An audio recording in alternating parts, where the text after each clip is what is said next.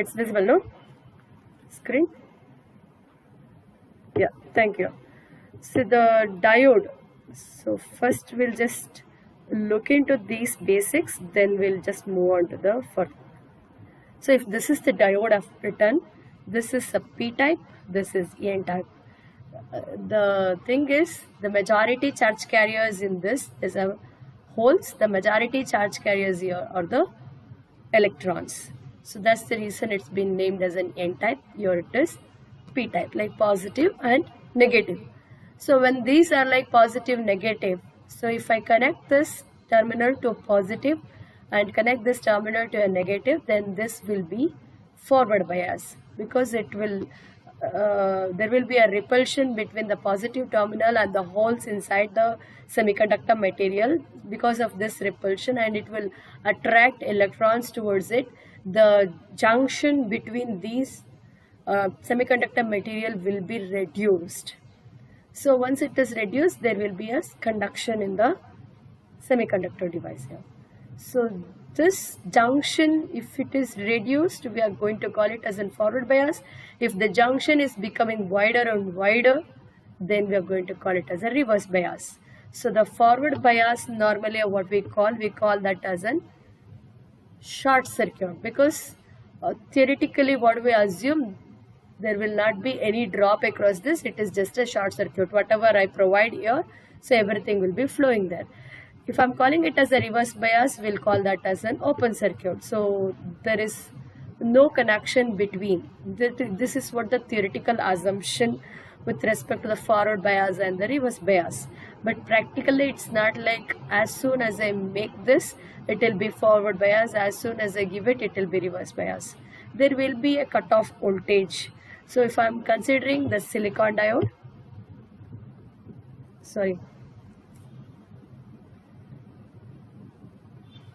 if I'm considering a silicon diode, so the cutoff voltage is 0.7 volts. So till this voltage, there will not be any conduction here.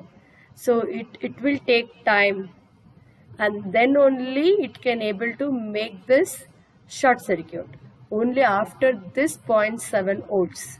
Yes, this point is clear, because this is very important. We should never forget this when it is practically.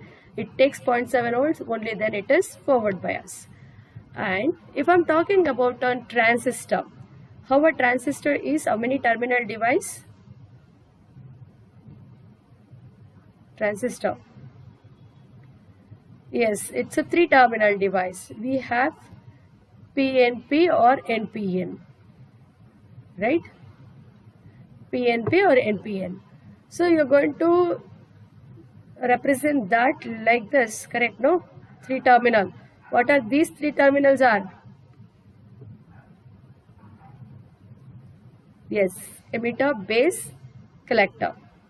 So these are the 3 terminals which we are going to do, and then on this you know much more better the different types of configuration, right? Common base, common emitter, common collector, all those things. I'll be discussing biasing in the first module, but now I'll not be talking anything about that. You just need to know how this works. So if I want to make this junction work, right? So if I want to make it bias, so I want to make this transistor work, how it can start working? So this is nothing but a semiconductor material. So it's like 2 diodes connected together. PN is one diode, NP is another diode. 2 diodes connected together make the transistor. That's it. Nothing different here. So if I'm talking about, it takes 0.7 volts in case of silicon. So here also it takes some cutoff voltage in order to make this transistor work. Did you get this point? Yes. So what I just need to tell is, what is a transistor, what is a diode, how this will work. So now we are going to make use of these things in the experiments based on what problem we are going to solve it. And also not only just the diode and transistor, we'll also make use of what I can say, like op amps.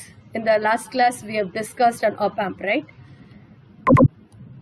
So in that we discussed with comparator. I hope you remember what is the comparator.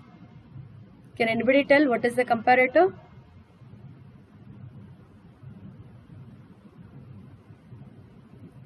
Yes?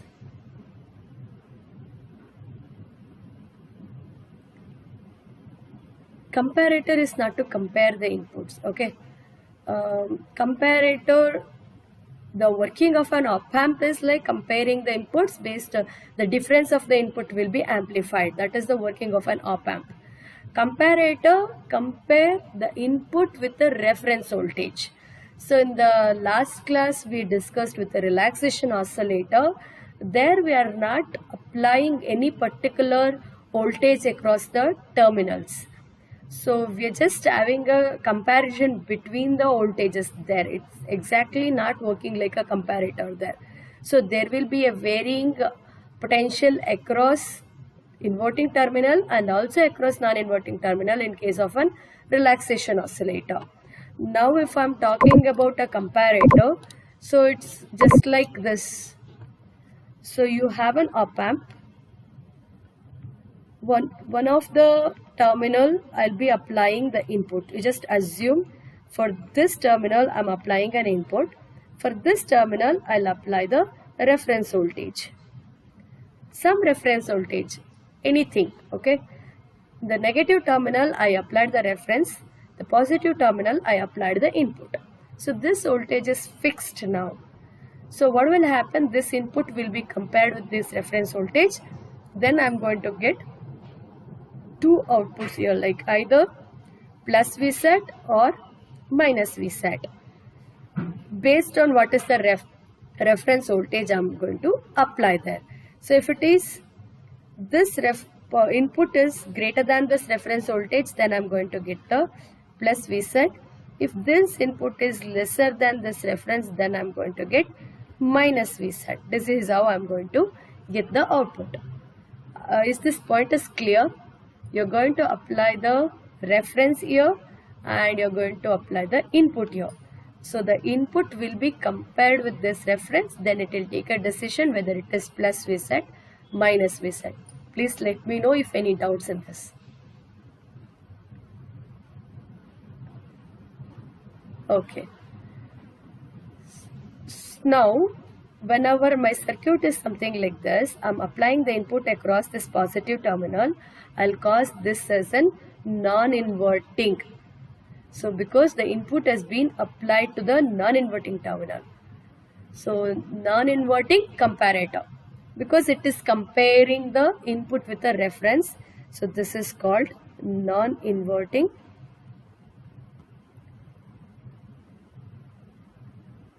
comparator. Suppose if my input is applied to a negative terminal, input is applied to a negative terminal, a reference is provided at the positive terminal, then this is called as an inverting comparator. So we are deciding the name non-inverting or inverting based on where we apply the input. Is this point clear? Yeah. So here we are applying the input across the positive terminal. We call this as an non-inverting. Since the working here is comparing the reference voltage with the input, so we call this as a comparator. If it is just an amplifier, I'll call this as a non-inverting amplifier. So that is how you're naming the op amp, because there are two terminals. Again, this I'll call this as we are applying the reference across the negative terminal, so I can call inverting reference voltage, because whatever the voltage we are applying, it's across the inverting terminal. So you should know what you are going to work, where we are going to apply the input, where is the reference, whether it is working like a comparator or a different circuit. Because in this you will be learning only the applications of an op amp. This is one of the application where you are comparing, where you are working that op amp work like an comparator. Okay.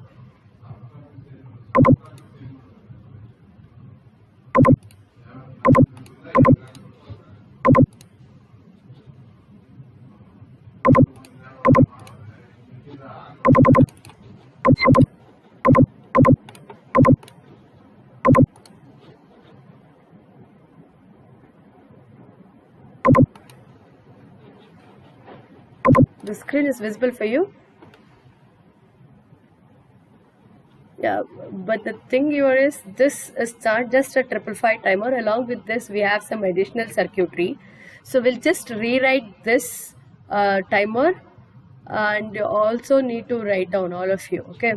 What I need to tell is we have three resistor R, R, R. You can see these three resistors, and we have two comparators in between.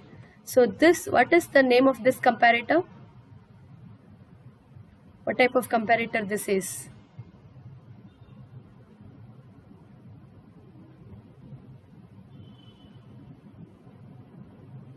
None of you? Yes, non-inverting comparator, because the input has been applied across the non-inverting terminal. This is a non-inverting comparator.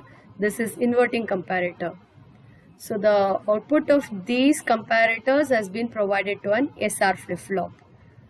So the output of the SR flip-flop has been given for this transistor. So one of the output has been extracted out. This is how the comparator is, the 555 timer is. We just rewrite this, just the 555 timer. All of you also need to copy down this, okay? Probably the space might not be sufficient here. Very bad, sorry.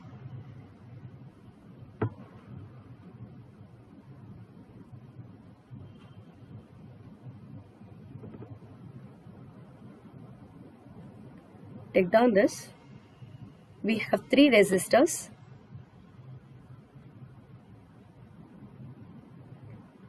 Otherwise, you just listen to this. Later you can write down, okay?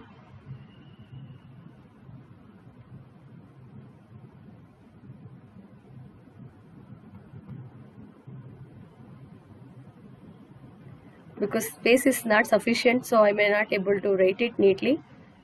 So you can copy down the same thing which I've shared earlier for you.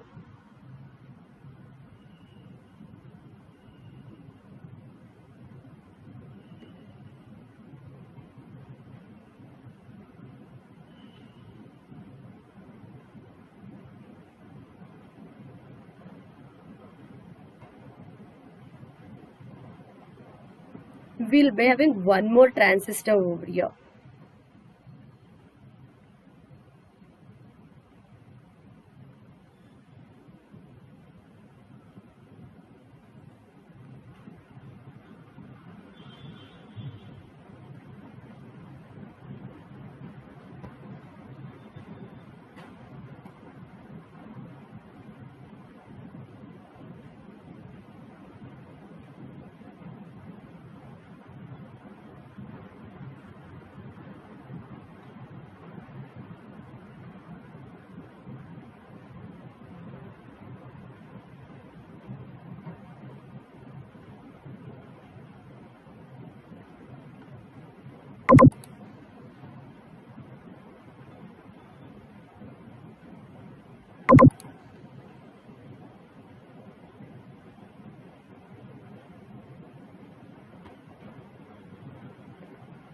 So this transistor has to be connected with the outer circuitry, okay? This is only the 555 timer. So since I've written here, so I could not able to put the connection this side, I'll just put it down. So but be careful while writing, you write it proper.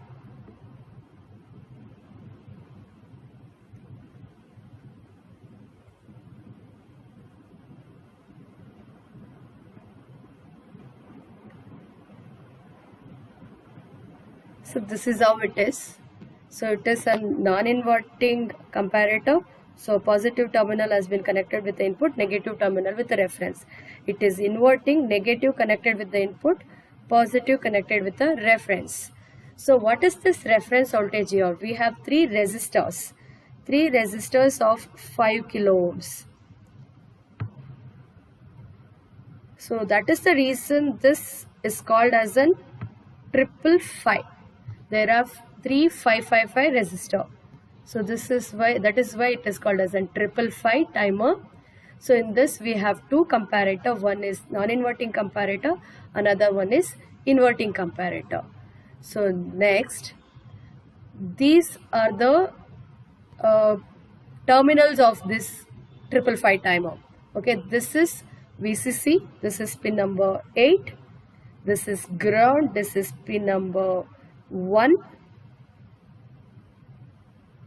There is not sufficient for me to write that.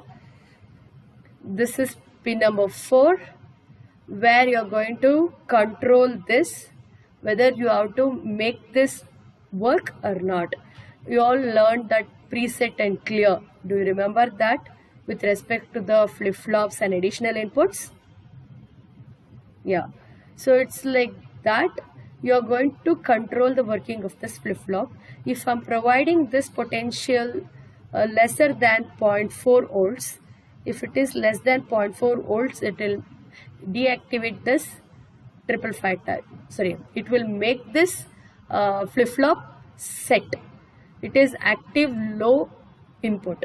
So whenever there is a low input, it will set the flip-flop. So it will not work like as per the input provided. So I want to make this inactive, then provide the high voltage for this. So it will be inactive, this preset. Now based on the inputs whatever I receive across this, based on that it will work. The 555 timer will work. So what I'm going to connect across this based on my requirement.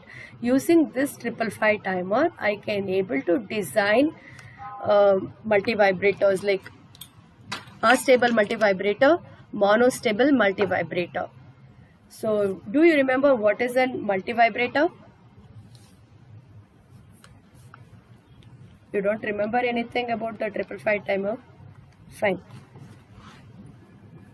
So it is astable in the sense there is no stable state. Bistable, there are 2 stable states. Monostable, only 1 stable state. So this, whenever I call it as a bistable, where you learned this definition? Where you learned this definition before?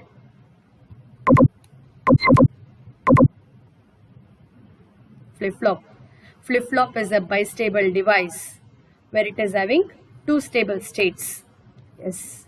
So this bistable will work like that only. There are 2 stable states. Monostable, only 1 stable state. What will happen? Suppose if I'm forcing my output, so only 1 stable state, either it just stay in 0 state suppose. So for the time being, I'll just force my output to go to 1. Again it comes back to 0. Suppose if my stable state is 1, if I force my output to go to 0, again it will come back to 1. So because this is monostable, always it tries to stay in the same state, monostable. Bistable, if my output is 1, it stay in 1. If I force this to 0, it just go and stay there. It will not come back. Suppose if I change, then it will come to 1. That is how it will be. So both the states are stable here in the bistable. Astable, so it will never stay in any stable state. Suppose if my output is high, after some period, it will come to low. Then again it will go to high. It will come to low. It's keep changing the state. So this, since it is keep changing its state, it is called as an free running oscillator. We have discussed in the last class about the relaxation oscillator. This astable multivibrator is also called as an free running oscillator. It has no stable state and continuously switch between the 2 states. So this is also called as, both the states are quasi states because no stable in it. So in this, so one of the state is quasi. As soon as it go to that quasi state, again it will come back to the stable state. Here both are quasi states. Neither it stands here nor it stands here. It's keep changing between the states. Is that clear? What is an astable multivibrator? Yeah. What about the monostable and bistable? Any doubts in this? What is monostable? What is bistable? You might get these questions in the Viva as well. It all depends. But you have a lab problem on astable multivibrator. So none of the states are stable here. So we are going to design that using a 555 timer IC. So what is the features of the 555 timer? It is an 8-terminal device. 8-terminal device. So in this, there are 2 comparators. I'm sorry for this. There are 2 comparators, 3 555 resistors, and flip-flop, 2 transistors. This transistor is called as a discharge transistor. This transistor work like a preset for the SR flip-flop. The terminals are like pin number 4 here. Whenever we give this below 0.4, it will make this inactive. This transistor will not be operating. When this transistor will not be operating, the voltage across this will be 0. It will make my flip-flop set. It is active low input. So that's the reason we provide this high input. So we'll connect this to VCC in order to make it inactive preset. This VCC is the one which we are applying. Here is the ground. Yeah, we'll just wait for a minute. I'll just continue it.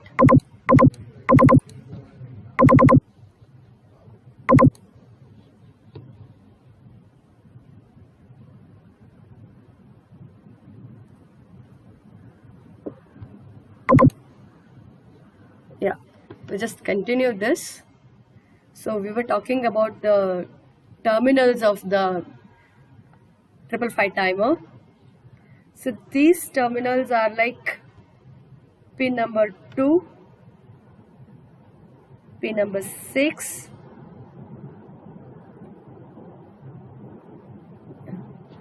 so pin number 1, we have one more terminal, pin number 1. I think this is 1. Yeah, this is 1. 5 we have one more where we'll be having a connection. I think it's not shown here properly. So one more terminal. It's not clear where to connect that 5.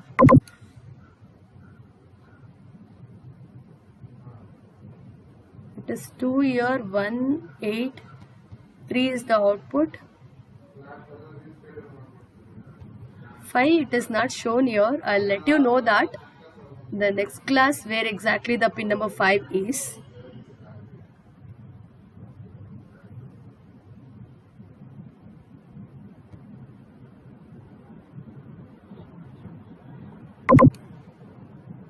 Yeah, oh, this is 3. So 1, 2, 3, 4, 6, and this is 8. So this is 7 here again. It's not been shown here. Actually, this is 7. So we have an additional thing here for this as well. So I'll let you know that clearly with the 555 timer, because I don't have exactly the 555 timer diagram here. So it will be a little confusing.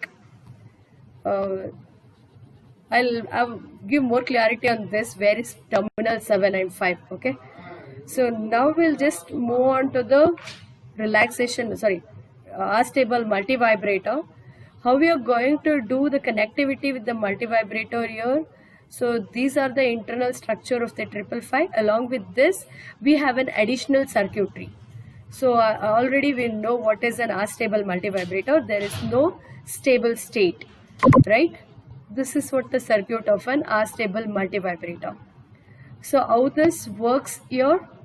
So this is the potential across this terminal R. So what is the voltage drop across R here? Can anybody tell me? So you should remember one thing, the voltage VCC has been applied here. By the time it reaches this end of the last resistors, so the potential has to be dropped, so that I'll be getting 0 voltage here. So if I want to get 0 voltage here, whatever the voltage I applied, so there are three resistors here. So there will be a drop across all these three resistors. So what I do here is, what I mention here is, so this is 2/3 of VCC. So this potential is 2/3 of VCC because there are two resistors out of which three. So 2/3 of VCC is applied across the terminal in the negative terminal of the first comparator. Then here 1/3 of VCC. So one part of the voltage out of three has been applied across this. So the reference voltage for this is 1/3 of VCC. The reference voltage for this is 2/3 of VCC. Now I'll be applying the additional input for these terminals now. Where I'll be applying that, we'll look into that. Is this clear? What is the reference voltage applied across this comparators? Okay. The output of the comparators has been provided as an input for the SR flip-flop. Already we know the working of an SR flip-flop. Can somebody tell me the truth table of an SR flip-flop? Truth table of an SR flip-flop.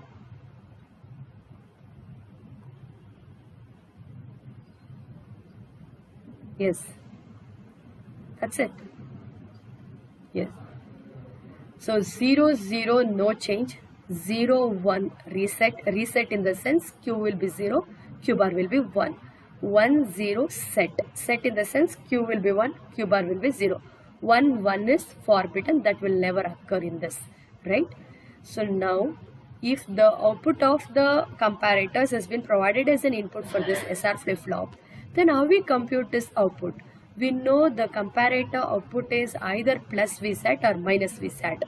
How will be considering? Because for these, we have to consider it as either 0, 1 only, right? So, voltage, if it is a 0 voltage or a negative voltage, will be considered as 0. The binary input here 0. If the voltage across this, whatever the output across this is a positive voltage, then it will be considered as 1. Positive voltage in the sense it should not be less than 0.4, already you know. So the diode, the transistor will not work.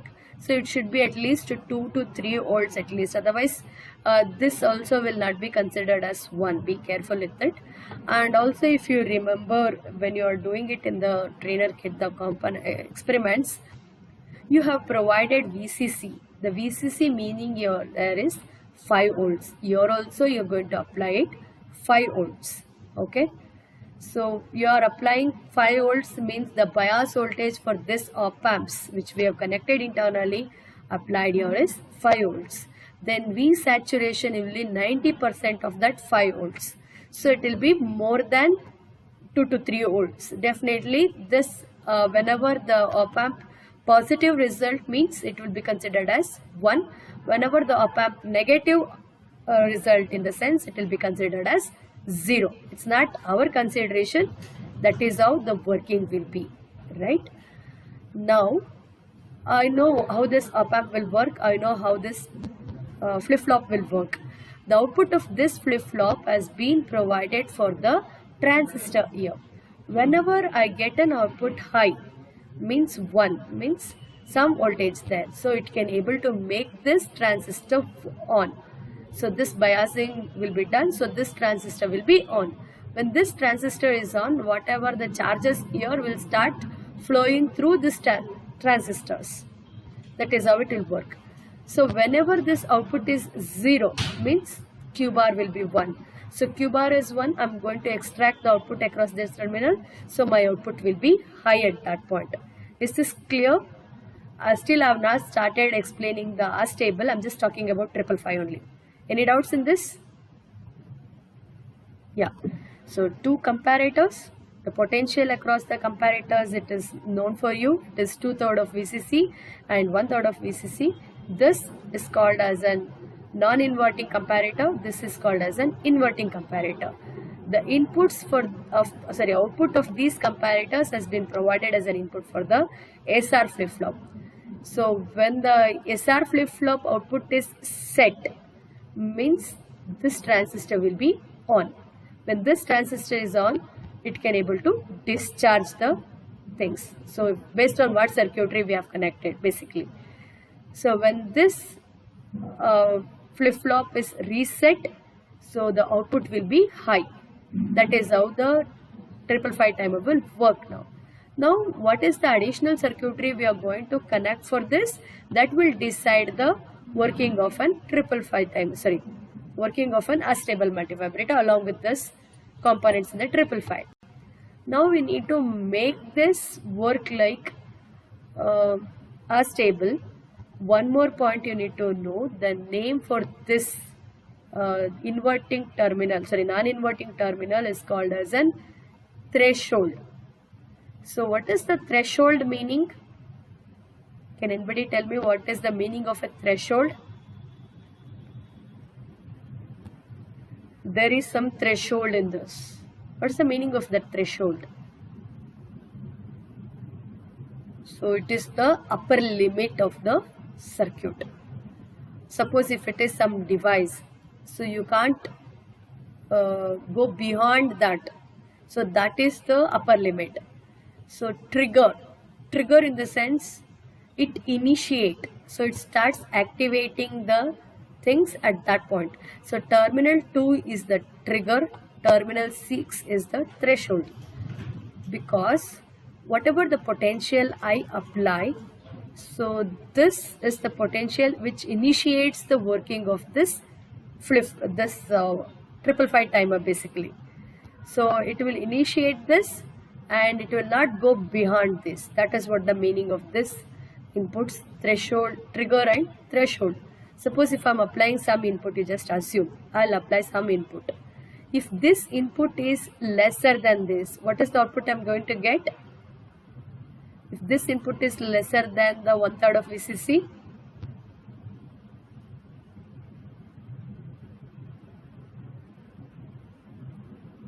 zero.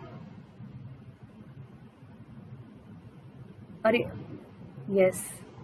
If this input is lesser than 1/3 of VCC, because that is applied across the, no, wrong, no. The voltage across the positive terminal is greater than the voltage across the negative terminal. That's what I'm saying. If the voltage across the positive terminal is greater than this, obviously this output is high. So I'll be getting 1 here. So voltage across this terminal is smaller than this, then here will be 0. Let us not talk in terms of Vsat plus Vsat minus Vsat. Let us talk in terms of 0 and 1s. You know, whenever it is plus Vsat, it will be considered as 1. Whenever it is minus Vsat or it is 0, it will be considered as 0. Okay. So if the input across this terminal 2 is smaller than this, I am going to get the positive voltage, means it is 1.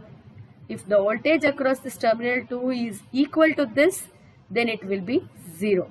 If this is greater than this, then it will be 0, because again it is negative, it is 0. So again in the same way here, the input whatever I apply here, if it is equal to this, 0. If this is greater than this, positive, that is 1.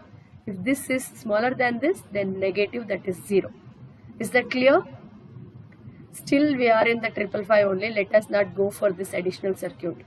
I think first you have a clarity with these internal things of the working of the comparator. So if you understand this comparator, when it is 0, when it is 1, then we can able to understand all the remaining things. Any doubts in this? Okay, fine. Can anybody tell me now what is the will happen for the first comparator?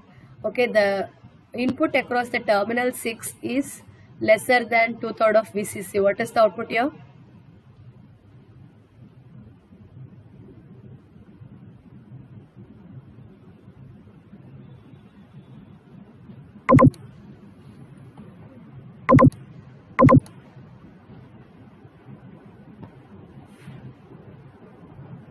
Okay, fine.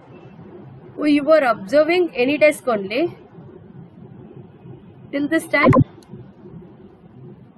Is this was not visible for you? At least you should tell me, no? Because I thought I've shared my desktop and I started explaining with this diagram. When the cursor was not there, what you were observing, I really don't know. Fine. Be careful with this working, okay? The input across this terminal 6 is greater than this 2/3 of VCC, then the output will be high, that is 1. When the input across this terminal 6 is smaller than 2/3 of VCC, then it is 0. If it is equal also, it is 0. So in the similar way here, if the input across the terminal 2 is smaller than 1/3 of VCC, then it is less, it is high, that is 1. If this is greater than this, then it is low, that is 0. So be careful with the working of these two comparators. So the output of the comparators has been provided as an input for the SR flip-flop. Output of the SR flip-flops, one of the output we are extracting and one of the output we have provided for the transistor here. So when this output is high, the transistor will be on. When this output is low, the transistor is off. I think this is clear for you now. Yeah, fine. Yeah, with this I'll end up this session, and next class madam will be taking. So I'll take the class at